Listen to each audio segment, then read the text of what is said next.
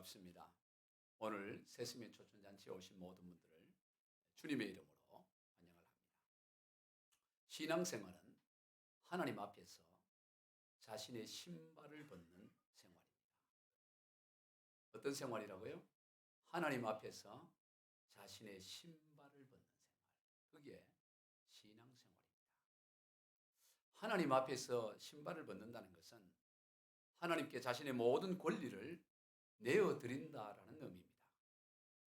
유대인들은 신발을 벗는 행위를 통해서 자신이 가지고 있는 권리를 넘겨주는 의사 표시를 했어요. 룻기서 4장을 보면 남편이 죽어 가부가 된 룻을 아내로 맞아들일 의무와 권리가 있는 사람, 그를 기업 물을 자라 이렇게 표현하는데, 그가 그런 의무와 권리를 포기하고 장차 룻의 남편이 된, 원래는 이순이지요, 그 보아스에게 자신의 모든 권리와 의무를 포기한다는 의미로 그 앞에서 자신의 신발을 벗습니다. 이처럼 신발을 벗는다는 것은 곧 모든 권리를 넘겨주는 것을 뜻합니다. 포기하는 거지요. 그러한 의미에서 우리 그리스도인들은 하나님 앞에서 신발을 벗은 사람들이에요. 하나님께 모든 권리를 넘겨드리고 사는 그가 바로 그리스도인입니다. 그래서 우리 그리스도인들은 그 어떤 것도 하나님 앞에서 고집을 부리지 않습니다. 온전히 하나님의 뜻에 순종합니다. 하나님의 말씀이라면 토를 달지 않아요. 그래서 하나님의 음성을 듣고 즉각적으로 순종하는 삶이 그리스도인의 가장 중요한 라이프 스타일입니다. 여러분, 신앙생활 어렵지 않아요. 그냥 신발 벗는 겁니다. 모든 걸 내어드리고 주님의 말씀이라면 내 생각, 내 판단, 내 뜻과 다를지라도 즉각적으로 순종하는 삶. 그게 그리스도인의 모든 삶인 것입니다. 오늘 본문에서 모세가 호렙산의 떨기나무 가운데서 하나님의 만나는 일이 일어납니다. 떨기나무 가운데 불꽃이 있는데 나무가 타지 않는 거예요. 신기해서 가까이 가는데 하나님께서 그에게 말씀하시기를, 내가 선 곳은 거룩한 땅이니 내 발에서 신을 벗으라, 그렇게 말씀하셨습니다. 하나님께서 모세를 만나신 것은 모세에게 출애굽의 사명을 주기 위해서 만나요. 그런데 어떤 사명을 주시기도 전에 제일 먼저 하신 말씀은 내 발에서 신을 벗어라, 그렇게 말씀합니다. 즉 모세가 붙들고 있는 모든 것을 포기하고 내려놓으라, 그렇게 말씀하는 거죠. 얼핏 보기에 모세는 이미 모든 것을 내려놓은 것 같습니다. 애굽의 왕궁을 떠날 때 권력과 명예와 재물을 다 내려놓았어요. 그리고 광야에서 40년의 인생을 보내면서 자기 소유의 양은 한 마리도 없이 장인의 양떼나 치고 있는 그런 형편입니다. 도대체 무엇을 더 내려놓으라는 것입니까? 그 왕궁에서 다 내려놓고 왔는데, 이 광야에서도 양 한 마리 자기 소유가 없는데 도대체 뭐를 더 내려놓으라고 하나님은 모세에게 먼저 내려놓으라고 말씀하고 난 다음에 사명을 말씀하실 거예요. 겉으로 보기에는 더 이상 내려놓을 게 없어 보입니다. 그러나 모세는 여전히 내려놓아야 할 것이 있습니다. 성도 여러분, 오늘 우리들도 도대체 얼마를 더 내려놓아야 할까? 도대체 얼마나 더 많은 고난을 당해야 될까? 그렇게 하나님 앞에 하소연할 때가 있습니다. 지금 얼마를 더 기다려야 됩니까? 도대체 무엇까지 다 내려놓아야 합니까? 그렇게 하소연하죠. 더 내려올 것이 없어 보이지만 주님은 있다라고 말해요. 여기 여전히 내려놓을 게 있어. 오늘 본문에서 이 모세에게 신발을 벗으라고 할 때 내려놓을 게 뭔가? 설마 이것마저도 하는, 그것이 모세에게 있었는데, 여러분, 모세가 내려놓을 것은 뭘까요? 이미 다 명예도 권력도 다 내려놓고 재물도 다 내려놓았는데 이제 80이 되어가는 노인이 도대체 더 뭐를 더 내려놓아야 할까요? 여전히 더 내려놓을 게 있었습니다. 그것은 바로 눈에 보이지는 않지만 그의 내면 안에 깊이 자리 잡고 있는 그런 자기의 생각과 판단과 경험들, 이러한 것들을 더 내려놓을 것이었어요. 하나님께서 모세로 하여금 애굽으로 돌아가서 이스라엘 백성들을 출애굽할 사명을 말씀하실 때 모세가 거부합니다. 아니 내가 어떻게 애굽 왕 바로에게 가서 지금 종살이하고 있는 이스라엘 백성들을 거기서 벗어나게 할 수 있겠습니까? 저는 못합니다. 그건 불가능합니다. 왜냐하면 자신의 생각과 경험과 이성과 판단으로는 100% 불가능한 일이기 때문입니다. 당시 애굽은 오늘날에도 세계 7대 불가사의 가운데 하나라 그러면 그 피라미드를 말하잖아요. 지금도 봐도 그 신기해요. 어떻게 저렇게 그 사막 한가운데 저 엄청난 돌들로 이렇게 지었을까. 그러니 그것을 건설한 나라였으니 당시 그 나라의 경제력과 군사력이 얼마나 굉장했겠습니까. 누구보다도 애굽의 왕궁에서 40년을 생활했던 이 모세는 그 형편을 너무나 잘 알고 있었고 지금 왕이 어떤 사람인지 너무나 잘 알고 있었기 때문에 그것은 불가능하다고 판단한 것입니다. 바로 그것을 내려놔야 됩니다. 그렇게 거부하는 모세에게 하나님께서 다시 말씀합니다. 모세야, 너는 그저 내 말에 순종하고 가기만 해봐. 내가 할게. 내가 너와 함께해서 그 일을 할 거야. 그러나 아무리 하나님 그렇게 말씀해도 모세 생각에는, 모세 판단에는, 모세의 경험으로는 그건 도무지 있을 수 없는 거예요. 단 1%도 가능하지 않아요. 아니 지금 종살이로 400여 년 한 그 종살이한 사람들 어떻게 그 강력한 그 애굽의 병사력, 군사력을 뚫고 그 어떻게 벗어날 수 이건 상상을 할 수 없는 일인 것입니다. 그래서 하나님이 너 그렇게 못 믿겠니? 너 지금 손에 잡고 있는 게 뭐냐? 지팡이죠. 그거 한번 던져봐. 던졌더니 뭐가 됩니까? 뱀이 돼요. 깜짝 놀라는 거죠, 뱀이. 그리고 이번에는 한 꼬리 한번 잡아봐라. 잡았더니 이번 다시 지팡이가 돼요. 신기하죠. 그래도 안 된다는 거예요, 그래도. 그 정도 하면 보여줬으면 가야 될 거 아니겠어요? 우리 새스민 교회 교우 같은 바로 갈 것 같아. 오케이 이러면서 바로 이렇게 출발할 것 같은데. 모세는 거기도 또 그거 말이야. 그 하나님이 한다. 야, 네 손 주머니에 넣어봐. 뭐 이제 던질 게 없으니까. 품에 넣어봐. 품에 넣어서 꺼내봐. 봤더니 손이 하얗게 나병이 그래. 문디비 깜짝 놀라는 거예요. 다시 손을 품에 한번 넣어. 다시 넣었다 빼니까 또 말짱해진 거예요. 이 정도 했으면 이제 가야 되잖아요. 그런데도 모세 못 간다는 거예요. 안 됩니다. 안 됩니다. 저는 말을 잘 못하면서 핑계가 안 되니까 입이 뻣뻣해서 말. 그렇게 하나님과 실랑이를 벌여요. 그걸 몇 번이나 하느냐? 7번을 합니다. 7번. 7번 하니까 나중에 하나님도 7번 하니까 너무 기가 차니까 노를 발했다 이러네요. 하나님도. 화를 냈다 이러기는 좀 그렇지만 하나님이 아주 엄중하게 노를 발하니까 그제야 정신 차리고 8번째 비로소 순종하여 가는 것을 보게 됩니다. 모세가 하나님의 말씀을 들었다고 바로 순종해서 떠난 게 아니에요. 왜 그랬을까요? 80년간 신고 있던 자기 경험의 신발, 자기 판단의 신발, 자기 생각의 신발을 여전히 벗지 못하고 있었기 때문인 것입니다. 그래서 하나님께서 모세를 만나자마자 모세야 너 경험의 신, 너 판단과 너가 가지고 있는 그거 벗어야 돼. 그렇게 말씀하는 것이죠. 하나님께서는 하나님의 일을 행함에 있어서 모세 보고 하라고 하지 않아요. 여러분 이걸 기억해야 됩니다. 하나님은 저와 여러분 보고 하나님 일을 하라고 하지 않습니다. 하나님께서는 친히 하나님께서 그 일을 하시겠다고 말하는 거예요. 늘 말씀을 드리지만 하나님의 일이라는 것은 하나님께서 하신 일만이 하나님의 일이에요. 저와 여러분이 하나님을 위해서 한 일은 그런 여러분과 저의 일이지 하나님의 일 아닙니다. 하나님의 일은 오직 하나님이 하신 일만이 하나님의 일이에요. 그런데 하나님은 어떻게 하나님의 일을 하시냐? 사람을 통해서 하실 분이에요. 그저 사람은 도구요, 통로에 지나지 않습니다. 그러므로 우리가 하나님의 일을 행함에 있어서 자기 수준을 기준으로 판단하면 안 되는 거예요. 하나님은 우리의 지혜와 우리의 능력과 우리의 경험을 바탕으로 사역을 하라. 그렇게 말씀하지 않습니다. 할 수 없어요. 어떻게 그 엄청난 그 하나님의 일을 사람이 얼마나 배웠다고, 사람이 뭐 얼마나 가졌다고, 돈이 있으면 얼마나 있고, 지식이 있으면 얼마나 있다고, 그 말씀 한마디로 우주 만물을 창조하신 그 하나님의 일을 사람이 흉내인들 낼 수 있겠어요?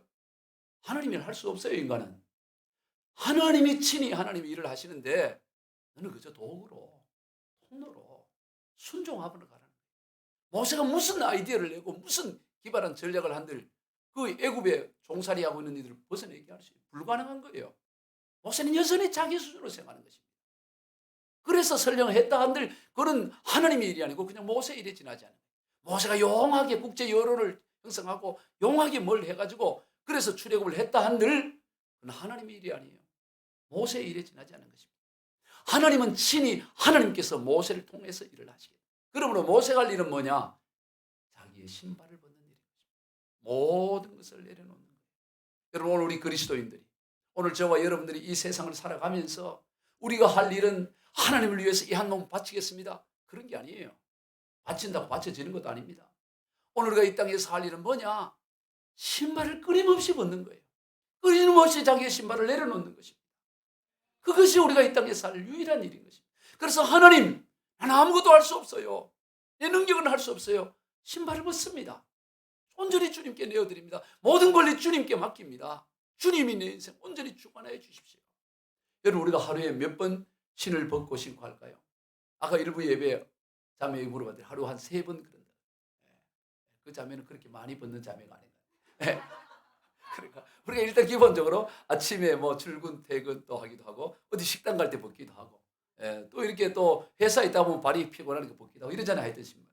여러분, 우리가 이제 오늘 설교 듣고 신발 신고 벗을 때마다 항상 기억할 것은 나는 하나님 앞에서 신발을 벗은 자다. 이걸 인식해요. 나는 하나님께 모든 걸 다 이양한 자야. 모든 것을 다 내려놓자. 따라 봅시다. 나는 하나님 앞에서 신발을 벗은 사람입니다. 아멘. 신발 벗을 때마다 기억해요. 신발 신고 벗을 때마다 나는 하나님 앞에 신발을 벗은 사람이다. 이걸 인식해야 됩니다. 그렇게 신발을 하나님 앞에 벗는다고 해서, 하나님 앞에 모든 걸 내려놓는다고 해서 모든 걸 잃어버리는 게 아니에요. 오히려 모든 것을 회복하게 됩니다. 참 내 소유가 돼요. 여러분, 어떤 것도 하나님 앞에 내려놓기 전까지는 내 것이 안 돼요. 다 하나님 앞에 내려놓을 때 진정한 내 소유가 되는 겁니다. 우리가 마트에 가서 물건을 살 때 그 계산대에 올려놓고 계산을 하고 나서야 비로소 그게 내 거 되는 거 아니겠어요? 그냥 집어오면 그건 도둑놈이죠. 계산대를 앞을 통과해야 돼. 계산대 앞에 내려놓고 계산을 해야 내 것이 된다고요. 근데 아이들은 어떻습니까? 인형이나 장난감 사주면 이거 산다 그러고 계산대 앞에 갖다 놓으면 얘야 이거 내려놓자. 계산해야 돼. 안 돼요. 안 돼. 싫어. 이러면서 그거 안 된다는 거야. 그러면 어떻게 해요? 아니야. 이거 계산하고 넣어줄게. 안 돼. 안 돼. 계산해야 되는 거예요. 계산. 오늘도 보면 우리 신앙생활 하면서 어린애 아이가 계산대 앞에서 안 내놓으려고 이거 안 내려놓으면 이 빼앗기는 것처럼 그렇게 울고 있는 사람이 있지 않아요? 내려놓으시기를 바랍니다. 주님 앞에, 계산대 앞에 주님 앞에 내려놓을 때 내려놓아야 그것이 빈지로서 내 것이 되는 거예요. 우리 신앙생활이 그런 것입니다. 하나님 앞에 내려놓으면, 하나님 앞에 포기하면 그것을 잃어버리는 것이 아니라 도리어 모든 것을 얻게 되는 거예요. 믿음의 조상 아브라함은 75세 나이에 고향과 친척과 아버지 집을 떠났습니다. 그저 하나님의 말씀에 순종하여 떠난 거예요. 다 내려놓고 떠났습니다. 그럼 그거 다 잃어버렸을까요? 고향과 친척과 아버지 집을 다 잃어버렸을까요? 떠난 결과 그렇지 않아요. 그렇게 순종하여 떠났을 때 영원한 고향과 영원한 친척과 영원한 아버지의 집을 얻는 그런 삶이 된 것을 보게 됩니다. 독자 이삭을 번제로 바치는 하나님의 말씀에 순종하고 그렇게 따라갔을 때 독생성자 예수 그리스도를 십자가에 내어놓으신 하나님 아버지의 마음을 보여주는 그런 인생이 된 것입니다. 그리고 실상 가만히 생각해 보면 별로 내려놓을 것도 없어요. 사실은 아까워하면 내려놓을 게 없어. 왜 그러냐면 모든 게 다 하나님의 것이에요. 우리가 가진 것 가운데 하나님의 것이 아닌 것이 없어요. 다 하나님의 것이에요. 다 하나님으로 말미암아 주어진 것입니다. 그저 우리는 하나님의 것들을 잠시 맡아서 사용하는 것뿐이에요. 다 하나님의 것입니다. 그러므로 본래 내 게 아니에요. 본래 내 게 아닌데 뭐 내어놓기가 뭐 그렇게 어려워요. 예? 본래 주인에게 돌려주는 건데 뭐 원래 내 소유가 내 게 아닌데 다 하나님의 것을 내가 잠시 맡아 쓰는 것뿐인데 왜 우리가 내려놓는 게 그렇게 어렵고 포기하는 게 어렵습니까? 그것이 내 것이라고 생각하기 때문입니다. 이게 내 거단 말이지, 내 거. 내 건데 어떻게 내려놔? 그래서 못 내려놓는 거예요. 여러분, 만물이 다 주님의 것이고 만물이 다 하나님의 것입니다. 우리의 생명조차도 하나님의 것이에요. 우리는 하나님의 주인 되심을 인정해야 됩니다. 자식에 대해서도 마찬가지예요. 자식이 내 몸으로 내가 10달 배 아파서 낳았다고 해서 그게 내 자식이에요. 내 자식이야. 그저 우리는 하나님이 주신 그 막타에 있는 관리자고 청직일 뿐입니다. 다 하나님의 은혜다. 그게 우리가 뭐 주장하고 고집할 것도 없고 그 내려놓는 게 그래 뭐 어려울 것도 없어요. 그걸 깨달으면 어차피 다 하나님 것인데 뭐 내가 내려놓을 게 뭐 다 하나님. 요즘 가장 핫하게 부르는 이 찬양을 이렇게 작사하고 작곡하고 있는 목사님이 손경민 목사님, 작곡가로 활동하고 있어요. 이분은 이제 침례교회에서 계림 교수를 하고 계시고 은광 침례교회 협동 목사님으로 사역을 합니다. 손경민 목사님이 쓴 이 찬양이 요즘 가장 이렇게 많이 부르고 있는 핫한 찬양이잖아요. 우리 교회도 아주 많이 부르잖아요. 이 손경민 목사님의 그 곡을. 그 대표적인 은혜 아닙니까? 은혜. 내가 누려왔던 모든 것들이, 내가 지나왔던 모든 순간이, 내가 걸어왔던 모든 순간이 당연한 것 아니라 은혜였어. 우리 한번 한번 불러봅시다. 갖고 있네. 예. 있어요. 예. 우리 한번 내가 누려왔던 모든 것들이,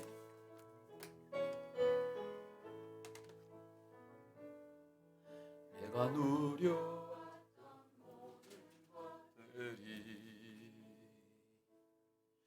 내가 지나왔던 모든 시간이,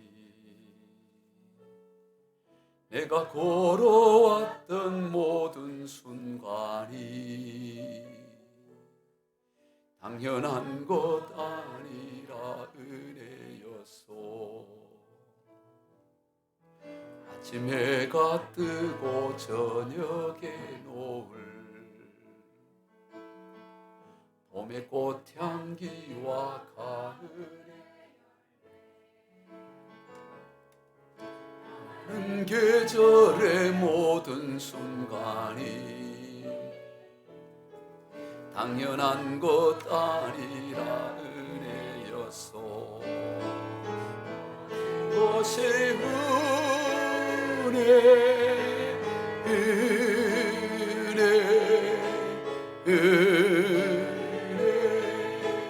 한없는 은혜, 내 삶에 당연한 것 하나도 없었던 것을, 모든 것이 은혜, 모든 것이 은혜, 모든 것이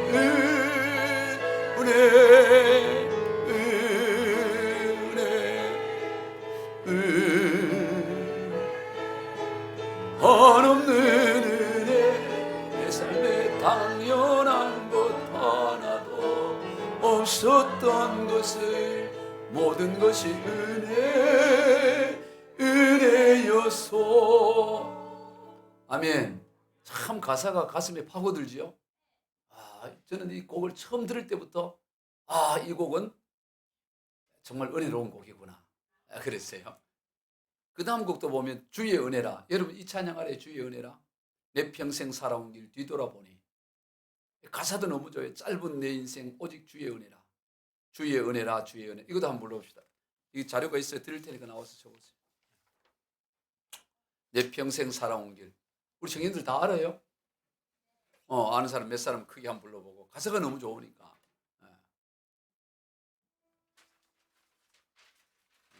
갑자기 맡겨도 이렇게 인류의 피아니스트를 다 알 수 있어요.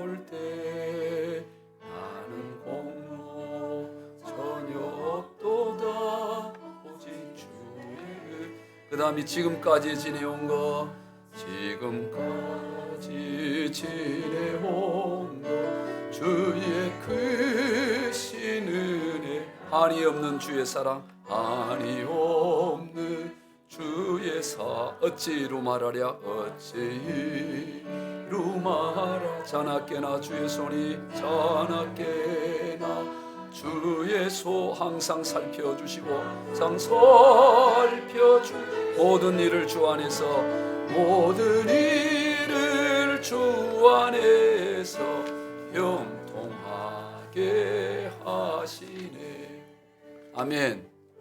은혜 되죠? 우리 성경민 목사님이 모든 것이 주의 은혜. 이분의 곡을 보면 전부 은혜예요. 오직 주의 은혜 들어가셔야 됩니다. 그런데 이 찬양곡을 쓴 이 송영림 목사님은 결코 평탄치 않은 삶을 살았어요. 이 곡을 보면 너무 은혜롭고 감동이 되어서 정말 그 은혜 가운데 거하겠구나 이런 생각을 하기 쉬운데, 그가 태어나고 2살 될 때 부부가 헤어져 버립니다. 부모님이 가정이 깨어져 버려요. 2살 때. 그리고 아버지는 가정을 버리고 나가버리시고 그 어머니가 하던 일이 부도가 나서 길바닥에 앉게 되는 거예요. 근데 애가 둘이라 그때 그 어머니 나이가 28살이라. 애는 둘이 딸려있지, 아버지는 떠나버렸지, 부도가 났지. 1년에 이사를 4번을 했대요. 4번을 하는데 그 빚쟁이들이 와서 집에서 라면을 끓여 먹으면서 돈 내놓으라고 그렇게 하는 거예요. 너무너무 힘든 세월이었습니다. 그래서 이 젊은 그 엄마는 그 아이 둘을 키우기 위해서 안 해본 일이었는 거예요. 가사 도우미, 밧줄부, 그 다음에 그 산후조리원의 도우미, 식당 일, 시장, 별의별 일 다 하는 거예요. 너무 이 송경민 어린이가 보니까 초등학교 4학년, 지금 40대예요. 지금 애가 셋인데 9살, 10살, 13살 지금 원래 그 젊은 친구예요. 친구 아닙니다. 목사님. 이 젊은 목사님인데 그래 별 다 해보는 거예요. 그래 초등학교 4학년 때 엄마가 너무 힘드니까 내가 뭐 좀 도울 게 없까 해서 그 초등학교 애가 일을 어디 할겠어요. 그래서 찾다 결국에는 학교 앞에 신문 배달을 가서 제가 신문 배달을 하겠다고. 신문 배달. 그래서 어린이 자전거를 타고 그 신문 배달을 하는 초등학교 4학년. 그리고 이제 거기서 또 이사를 가게 돼. 이제 또 그걸 뭐 하게 되니까 이번엔 뭐 하냐? 구두 닦는 일을 하는 구두. 초등학교 6학년 나이. 와, 초등학교 6학년도 그래요. 20살 돼도 안 하는 사람이 반성을 해야 돼. 이 어렵다고 구두를 닦고 그렇게 어렵게, 중학교도 어렵게 그렇게 늘 저녁에 학교 맞으면 아르바이트하고, 고등학교 때도 주말에는 그냥 막노동장 가서 짐지고 그렇게 어렵게 생활하는 거예요. 얼마나 힘들겠어요.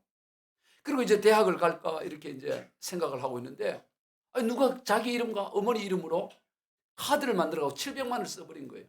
근데 그 사람이 누군지는 밝히지 않는데 제가 몇 번 딴 데도 보고 봐도 그 사람 밝히지를 않더라고. 그래서 제 개인적인 추억에는 그 사람 아버지 아닐까, 송경민 아버지 아닐까 이래 생각을 해요.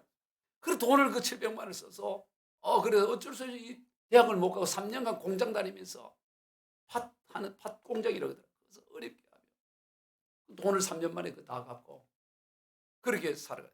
너무너무 어려워요. 가정 깨어지고 집은 가난하고 어려운 상황.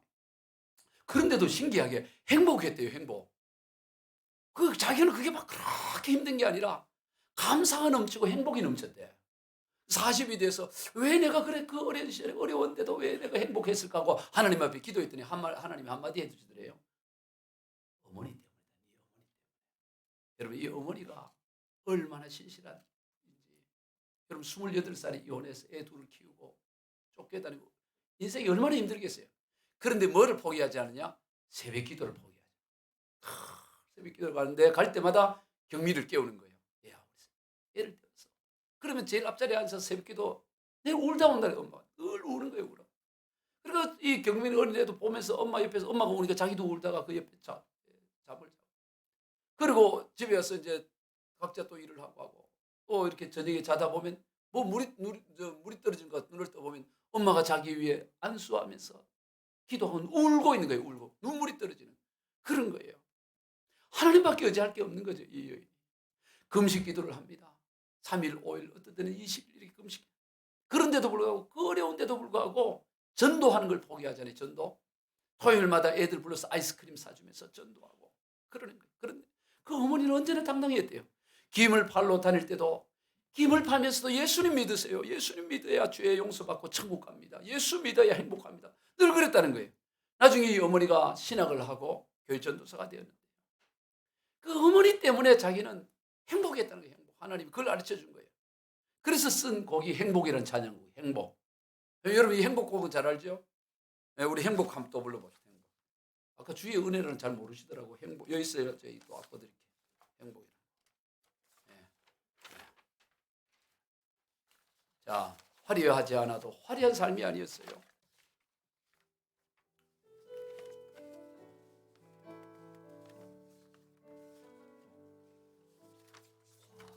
화려하지 않아도 정결하게 사는 삶, 가진 것이 적어도 감사하며 사는 삶, 내게 주신 작은 힘 나눠주며 사는 삶, 이것이 나의 삶의 행복이라오.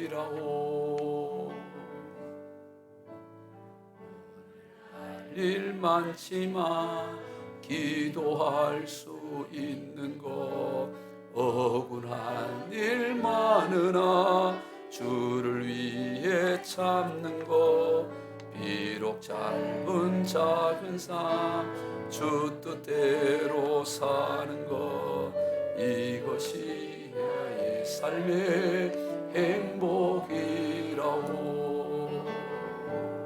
이것이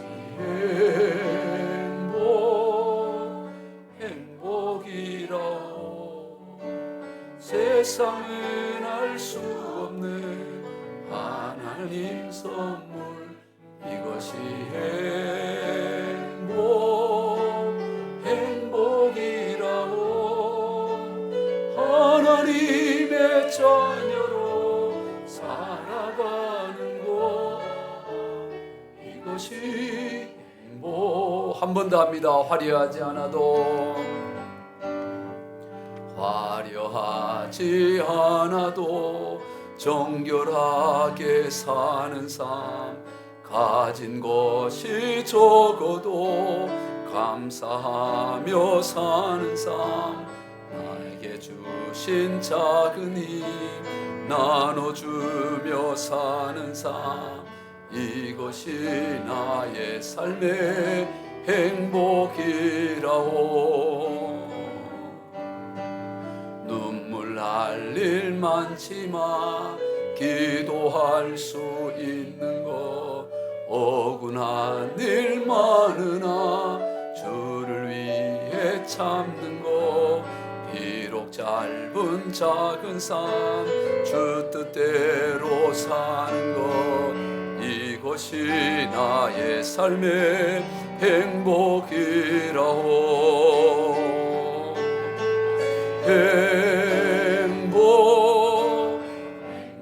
행복이라오.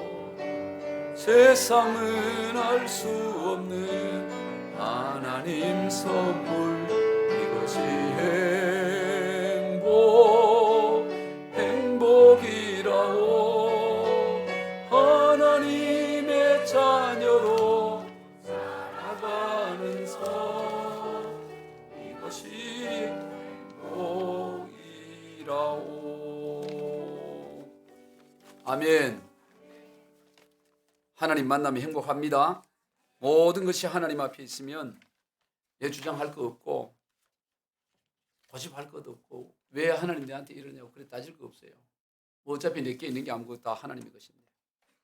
그분이 그런 말 하셨어요. 진정 불행한 것은 이 땅의 삶의 전부인 것처럼 그냥 이 땅의 것만 구하며 그렇게 살다가 허무하게 떠나는 거, 이게 가장 불행한 거다. 여기 보이는 게 여기가 다인 줄 알고 그냥 여기에 코 박고 이렇게 살다가 인생 노년이 돼서 허무하게, 또 사고를 허무하게 떠나는, 그만큼 불행한 게 없다. 그럼 우리는 하나님께서 함께 하시기 때문에 어떤 상황 가운데서도 행복을 빼앗기지 않을 뿐만 아니라 행복한 사람이다. 참 멋진 말이잖아요. 이번에 이 오린교회 김문호 목사님이 다니는 오린교회에서 매년 그 21일 다니엘 기도회 하잖아요. 거기 강사로 오셔서 하신 말씀을 자료를 내가 가져온 거예요. 행복을 빼앗기지 않았다는 행복. 그 어려운 가운데도 빼앗기지 않는 거예요. 하나님이 계시는. 여러분 행복을 빼앗기지 마시기 바랍니다. 누구도 빼앗길 수 없어요. 누가 우리의 행복을 빼앗을 수 있어요? 아무도 할 수 없는 것입니다.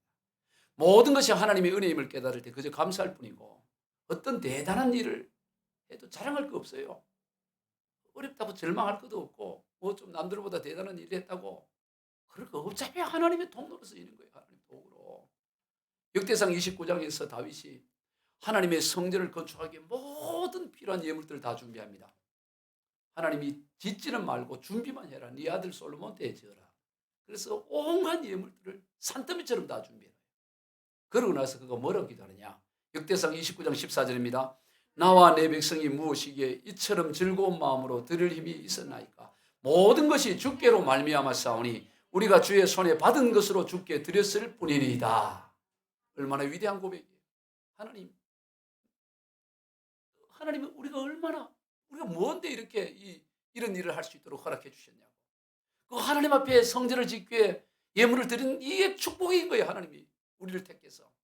그리고 모든 것이 주님께로 말미암았고 우리가 주의 손에서 받은 것으로 주님께 드린 것뿐입니다. 그렇게 고백하는 것입니다. 그러니 자랑할 것도 없고 고집할 것도 없고 뭐 낙심할 것도 없어요. 다윗은 하나님이 절대 주권을 믿었어요. 전부 하나님이 하시죠. 그래서 자기를 죽이려고 혈안이 되어서 그렇게 집요하게 쫓아오는 사울왕을 여러 번 죽일 수 있는 기회가 있었음에도 불구하고 이미 백성들의 민심이 다 다윗에게 다 기울어져 있음에도 불구하고 그냥 손 한 번 내리면 그냥 바로 왕궁으로 가게 되는 그런데도 불구하고 그러질 않아요. 왜? 사울왕을 세우시니까 하나님의 주권을 인정했기 때문입니다. 그런 그를 하나님께서는 친히 왕으로 세우시고 다윗의 왕권을 경고하기 위해서 그의 후손으로 예수 그리스도가 이 땅에 오게 하시는 거예요. 여러분 오늘 우리가 신앙생활 너무 어렵게 하지 말아요. 복잡히 할 거 없습니다. 주님 앞에 다 내려놓으면 돼요. 어차피 붙잡는다고 붙잡아지는 것도 아닙니다. 다 내려놓을 때 자유함을 누리고 감사가 누려지고 찬송이 나오고 은혜가 나오고 다 그런 거예요. 우리 주님이 그 모습의 본을 보여주셨어요. 무엇보다도. 예수님은 근본 하나님의 본체이시지만 그 다 내려놓으시고 인간의 몸으로 이 땅에 오셨습니다. 천국 보좌를 포기하고 오셨어요. 자신의 생명도 다 내려놓으셨습니다. 예수님의 공생의 사역을 보면 다 내려놓는 삶이 그냥 다 내려놓는. 심지어 외모도 그랬어요. 외모. 여러분 예수님을 그린 성화를 보면 누가 보더라도 이분이 예수님이구나 금방 찾을 수 있어요. 12제자들하고 예수님 이렇게 그려놔놓으면 누구라도 그 13명 중에 예수가 누군지는 집어보라 이러면 금방 집을 수 있어요. 주화보고 야, 이 13명 중에 예수가 누군지 한번 잡아봐. 지금 3살 난 주화도 이렇게 바로. 왜요? 예수님을 아주 멋있게 그린 거야. 이 성화를. 아주 미남으로, 서양 미남으로, 금발머리로. 누가 보더라도 이분이 예수 이렇게 할 수 있다고. 그런데 실제 그래요? 예수님이? 전혀 그렇지 않습니다. 이사야 53장 2절 시작. 그는 주 앞에서 자라나기를 연한 순 같고 마른 땅에서 나온 뿌리 같아서 고운 모양도 없고 풍채도 없으며 우리가 보기에 흠모할 만한 아름다운 것이 없도다. 뭐 저래 이런 거예요. 누가 보더라도. 예수님 보면 뭐 저래 이런데. 예수 막 능력이 있다 그래서 찾아봤더니 전혀 예수 같지 않는 거예요. 너무 초라하고. 마른 땅에서 나온 뿌리. 여러분 뿌리 봤어요? 산에 옛날에 보면 뿌리가 밖으로 막 나올 때가 있어요. 수분이 없어갖고 밖으로 나와 뒤틀어져 있어요. 마른 땅에서 나온 모양이 형편없습니다. 말라있어요. 풍채도 없다는 겁니다. 풍채가 없어. 삐쩍 말랐다는 거예요. 볼이 쏙 들어가는 거지. 배도 풍채가 없어. 볼품이 없어요. 예수님은 누가 보더라도. 뭐 예수가 저래. 누가 보더라도 그런 모습이었다는 거예요. 사모할 만한 게 아무것도 없어. 아이고 멋있. 이런 게 하나도 없다고. 모든 면에서 예수님은 다 내려놓았어. 다 내려놓았어. 집도 없어서 집도. 거할 집도 없어요. 여러분 요즘 집 있는 사람 집값 내려난다고 걱정하죠. 예수님 집도 없었어요. 나는 집도 사지 못해서. 그래도 전세라도 있잖아. 월세라도. 예수님 집도 없었어. 아무것도 없어. 예? 마태복음 8장 2절 시작. 예수께서 이르시되 여우도 굴이 있고 공중의 새도 거처가 있을 때 인자는 머리 들고 머리도 못 둬. 예수님께서 예루살렘 이제 마지막 입성하실 때는 좀 그래도 막 사람들이 환호하고 그러려면 그 수준에 맞게 가야 될 거 아니에요. 막 그렇잖아요. 예를 들어 이번에 월드컵 16강 하고 막 이렇게 예를 들어 예전에는 이렇게 길가에서 막 흔들고 이랬잖아요. 요즘 그러진 않지만. 그러면 거기에 맞는 이렇게 차를 타고 있는데 사람들이 다 환호하는데 예수님 뭘 탑니까? 남의 집에 있는 그 낙이 그것도 큰 것도 아니고 새끼 그거 타고 예수님이 올라가셨어요. 심지어 성전 세낼 돈이 없어요. 돈. 아니 돈이 없으니까 어떻게 합니까? 성전세 내야 되지 않냐 그러니까 세를 내야지. 돈이 없어 예수님 주머니에. 그럼 어떻게 카드를 끌고요? 그 카드도 없어. 그 어떻게 베드로 보고 뭐라 그래? 야 베드로야 너 어디 가면 가서 낚시하라 낚시. 이 어부니까 낚시해봐. 그러면 그 물고기가 동전 갖고 나올 거야. 아니 그래갖고 베드로가 성전 세례를 하고 갑자기 일 보는 거 그만두고 낚시나. 그래서 한 마리 왔는데 보니까 입속에 금화가 물려 있어. 돈이 물려 있어. 그걸로 금화가 아니고 돈이 물려 있길래 그걸 이제 예수님이 야 니하고 내하고 반반 그걸 해결해. 그걸로 베드로가 성전세하고 예수님 성전세를 해결했어요. 예수님 그렇게 살아가셨다. 예, 참 다 내려놓 뭐 예. 공생의 사역 가운데 식사할 때 식사 대상이 헤롯 왕이나 뭐 이 빌라도 총독이나 대제사장들이 아니에요. 누구랑 식사를 하냐? 세리하고 죄인들하고 식사하냐? 아니 그래도 뭐 총독이라든가 뭐 하면 그래도 뭐 몇만 원짜리 뷔페라도 먹거나 회 정식 이런 거라도 먹는데 예수님은 다 세리와 죄인들하고 먹으니까 뭘 먹냐? 3, 4천짜리 짜장면이라든가 김밥 천국 가고 라면 하나 시켜놓고 김밥이 나눠 먹는 그 정도 수준이었다고 예수님이. 먹는 것도 형편없고요. 다 그렇게 했어요. 예수님의 삶은 철저히 내려놓는 삶이었습니다. 종의 모습이었습니다. 그랬을 때 그 예수님을 어떻게 하시냐? 하나님이 지극히 높여서 모든 이름 위에 뛰어난 이름을 주시고 하늘에 있는 자들, 땅에 있는 자들, 땅 아래에 있는 자들로 예수의 이름 앞에 무릎을 꿇게 하시고 예수 그리스도를 주라 시인하며 하나님께 영광을 돌리겠다. 빌립보서 2장 6절 이하를 같이 봅니다. 시작. 그는 근본 하나님의 본체시나 하나님과 동등됨을 취할 것으로 여기지 아니하시고 오히려 자기를 비워 종의 형체를 가지사 사람들과 같이 되셨고 사람의 모양으로 나타나사 자기를 낮추시고 죽기까지 복종하셨으니 곧 십자가에 죽으심이라. 이름으로 하나님이 그를 지극히 높여 모든 이름 위에 뛰어난 이름을 주사 하늘에 있는 자들과 땅에 있는 자들과 땅 아래에 있는 자들로 모든 무릎을 예수 이름으로 꿇게 하시고 모든 입으로 예수 그리스도를 주라 시인하여 하나님 아버지께 영광을 돌리게 합니다. 뭐 했을 때요? 하나님과 동등됨을 취하지 않고 종의 형체를 가지고 죽기까지 낮추었더니 하나님. 여러분 오늘 우리가 높아지려고 애쓰지 말아요. 왜 시험 듭니까? 교회 다니면서 왜 시험 들고 왜 인생간의 관계가 그렇게 어려워요? 왜 나 몰라주냐? 왜 나를 높이지 않냐? 이거 아니에요? 높아지려고 하지 말아요. 주님도 낮아지고 낮아지니까 지극히 하나님 높이. 이게 신앙 다 내려놓는 것입니다. 예수님의 제자들도 마찬가지입니다. 예수님이 그러니까 제자들도 그냥 예수님이 짜장면 먹으니까 제자들도 짜장면 먹고 그럴 수밖에 없는 거예요. 갑자기 짜장면이 땡기는 분들이 있으세요. 그러니까 이게 낮은 음식을 표현한 거예요. 그래. 그런 상황이에요. 아니 그 제자들도 늘 배가 고팠는가 봐요. 그래서 그 마태복음 12장에 보면 제자들이 하도 끈을 빼라고 봐갖고 제때 밥을 못 먹는가 보죠. 가다가 길을 가다가 밀밭이 있어서 밀리삭을 뜯어갖고 이게 비벼서 입에 넣었다 이 말이에요. 그게 안식날이야. 안식일. 그래서 그걸 보고 있던 바리새인들이 막 공격을 하는 거예요. 아니 안식일을 어떻게 타작을 하냐. 못할 짓 했다고 막 예수님께 항의하고 제자들에게 막 야단을 치는 거예요. 그때 여러분 제자들의 마음이 어땠을까요? 일단 뭐 하여튼 잘못했지 안식일을 뭐 안 되는데 뜯어가고 배고프네 그러지 않았겠어요, 그죠? 예, 배고프.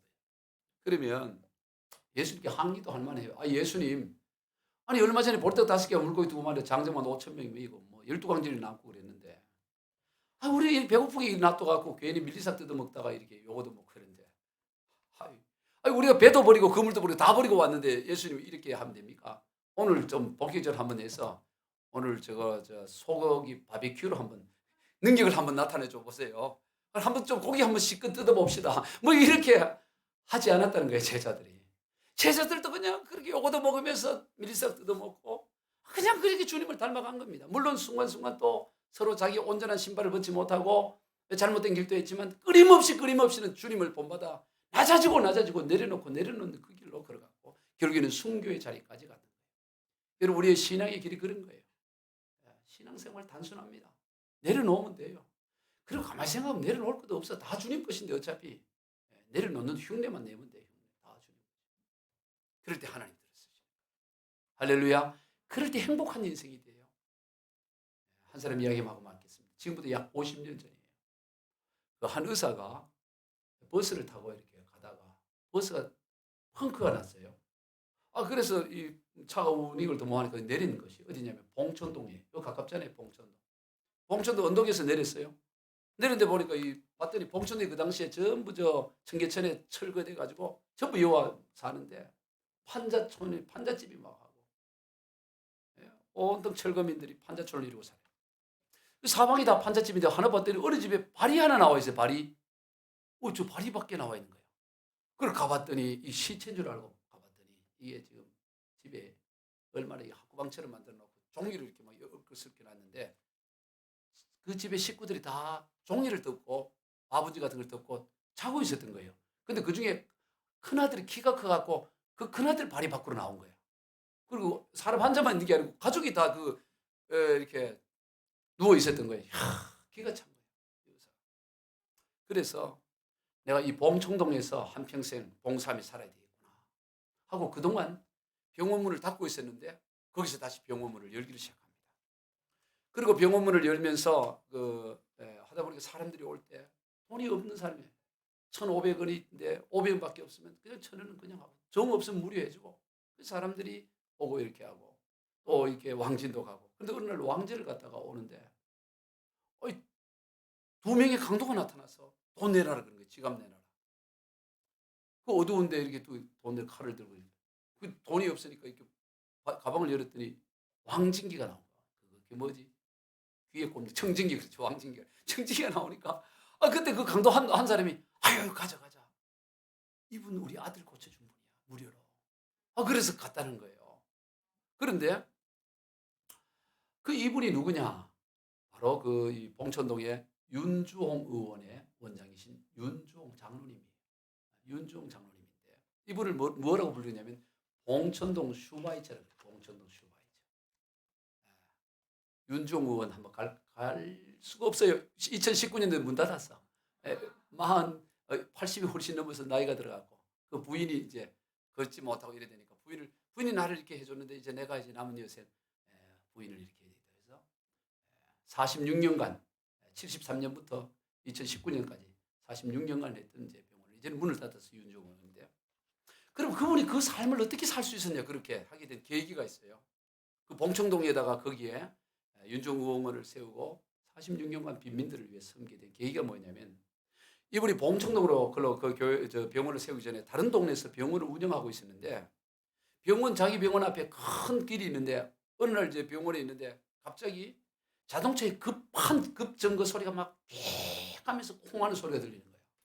그리고 얼마 있다니 한 사내가 운전수겠죠. 택시 운전수인데 그 아이를 안고 가는데 막 피가 철철 흐르는 애를 안고 온 거야. 그래서 눕힌 건데 사고를 났어요. 교통사고 난 거 아니에요. 그 애가 누구냐면 자기 셋째 딸이었어. 청진기를 대보니까 심장이 멎어요. 심장 파열로 죽어 있어요. 자기 딸이 자기 병원 앞에서 교통사고를 당해 죽은 거라. 그러니 그 젊었을 거 아니겠어요? 70년.